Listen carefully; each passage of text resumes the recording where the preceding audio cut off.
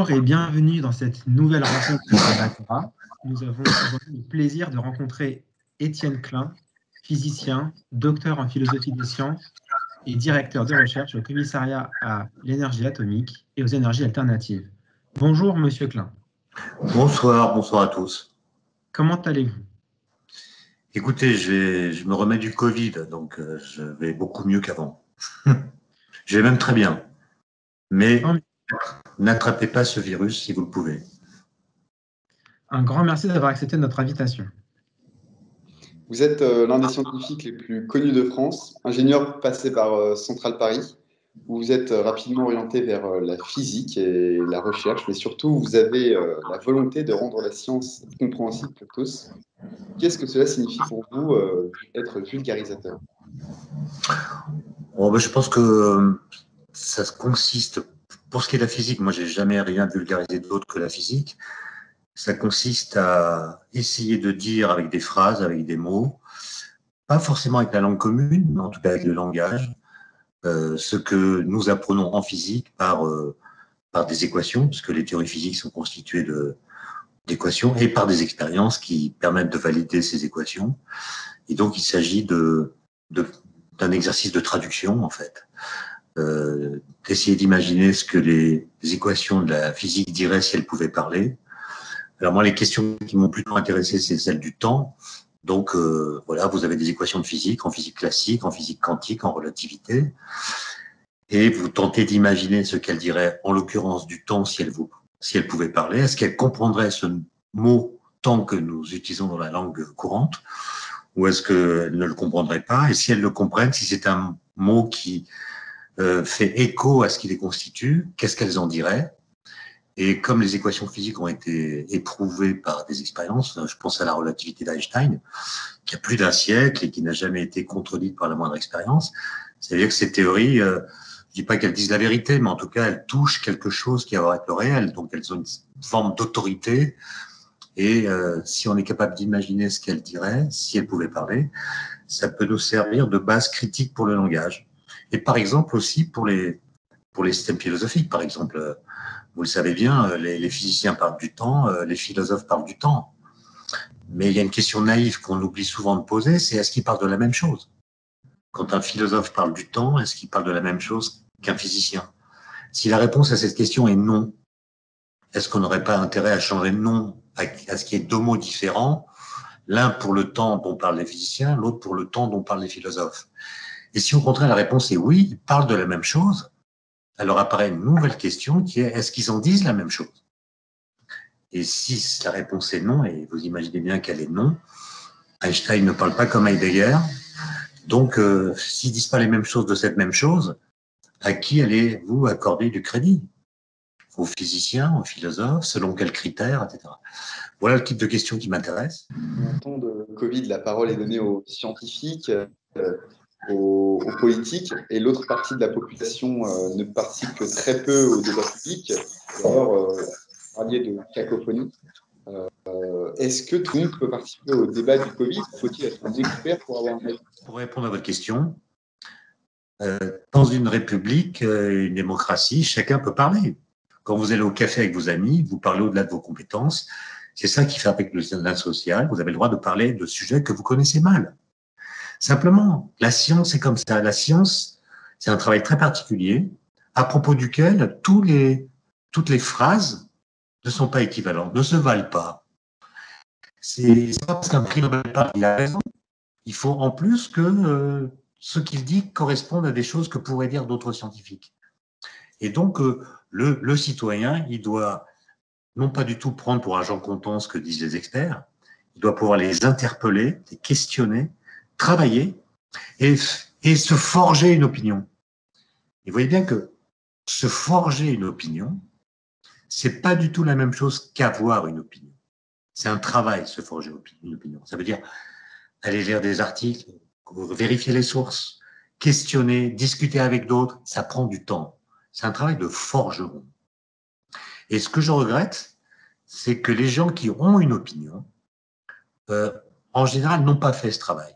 Et pire que cela, le fait d'avoir une opinion tranchée vous dédouane de l'envie et de l'obligation même de vous instruire de ce à propos de quoi vous avez cette opinion. Monsieur Klein, nous parlons beaucoup de physique depuis le début de cette rencontre, mais vous êtes également philosophe des sciences. Qu'est-ce que cela signifie pour vous? Bon, écoutez, philosophe des sciences, c'est un terme, en effet, polysémique. Il y a plusieurs façons de pratiquer la philosophie des sciences. Il y a des gens qui s'intéressent à ce qu'on appelle les critères de démarcation. Qu'est-ce qui distingue la science des autres démarches de connaissance? Qu'est-ce qui distingue la science des pseudosciences? Qu'est-ce qui caractérise la science? C'est quoi la science, etc. Moi, je la pratique dans un secteur très, très particulier. Et si j'avais à définir mon activité de façon très résumée, je dirais, je ne l'aurais pas dit il y a 10 ans parce que je n'en avais pas conscience, mais je dirais que mon sujet, c'est finalement le langage. C'est-à-dire, un peu ce que je disais au début, c'est-à-dire, qu'est-ce que nous dit la science, en l'occurrence la physique? Qu'est-ce qu'elle nous dit? Qu'est-ce qu'on peut apprendre d'elle? Évidemment, sur les lois physiques, et ça, c'est faire de la physique que de réfléchir à cette question.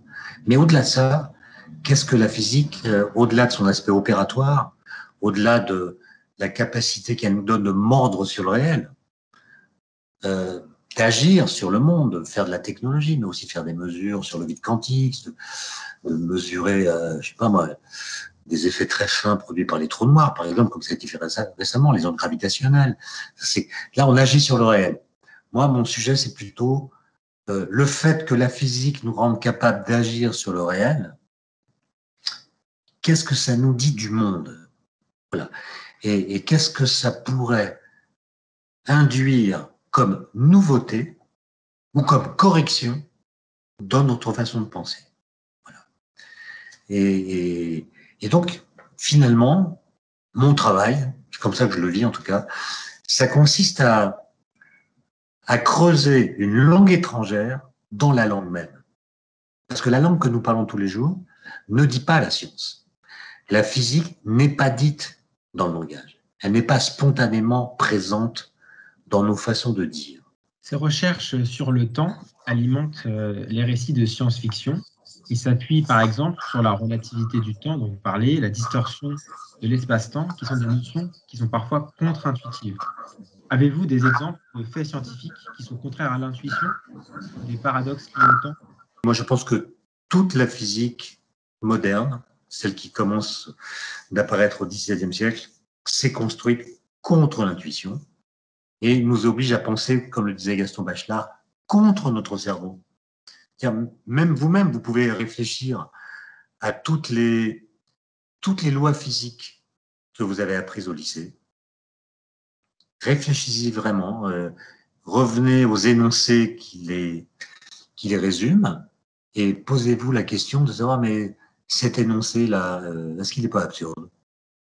Par exemple, quand vous apprenez le principe d'inertie, qui est l'un des principes fondamentaux de la mécanique classique, que dit le principe d'inertie? Qu'un corps qui n'est soumis à aucune force a un mouvement rectiligne uniforme. Il va en ligne droite à vitesse constante. Est-ce que vous avez déjà vu ça? Est-ce que vous avez déjà vu un mouvement inertiel dans votre expérience quotidienne? Quand vous cessez de pédaler en vélo, votre vélo s'arrête. Quand vous cessez d'accélérer en scooter, il s'arrête. Donc tout ce que nous voyons, c'est que quand nous cessons d'appliquer une force à un corps, il s'immobilise. Maintenant, Galilée vient et dit non, un corps qui n'est soumis à aucune force continue son mouvement indéfiniment. C'est ce qu'on appelle le mouvement inertiel. Ça contredit l'intuition.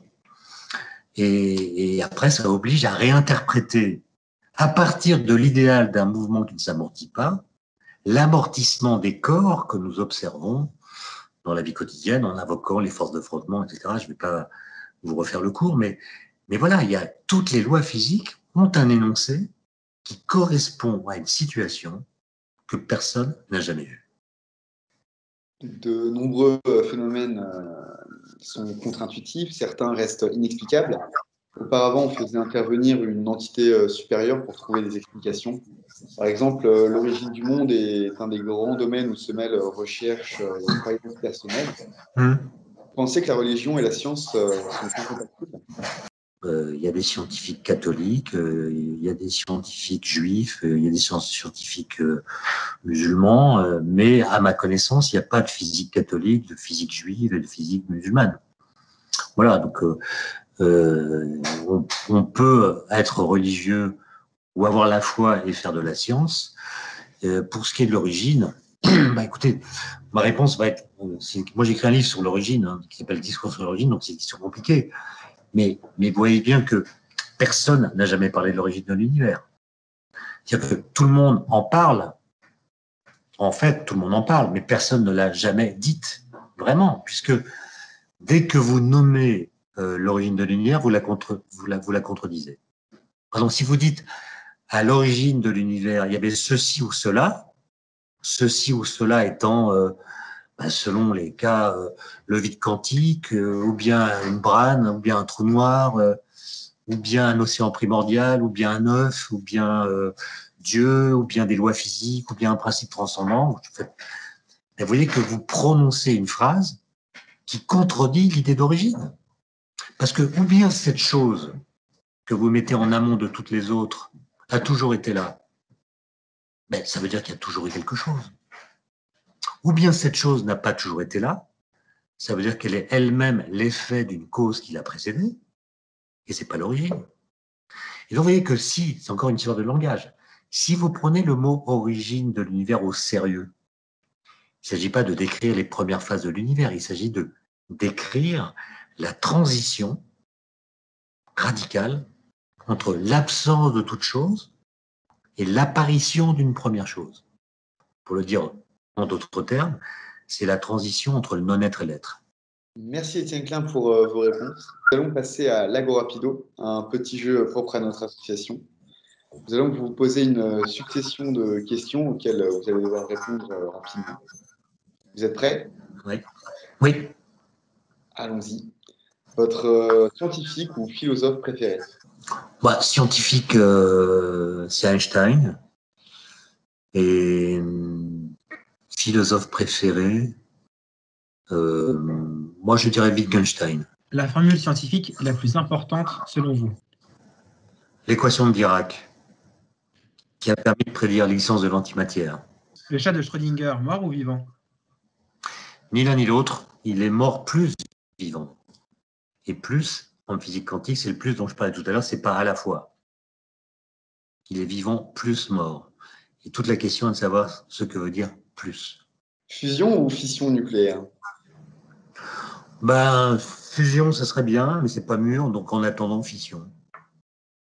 Votre citation préférée? Tout finit par s'arranger, même mal. Étienne Klein ou Calvin Klein? Calvin Klein, parce qu'Étienne Klein comme sous-vêtement, je ne recommande pas. Étienne Klein, encore un grand merci d'avoir accepté notre invitation pour cette nouvelle rencontre de l'Agora. Nous remercions également nos partenaires ADIX, La Massive, Planète Grande École et le journal 20 minutes pour leur confiance. Pour finir, nous vous laissons le mot de la fin. Écoutez, le mot de la fin, c'est que je vous remercie.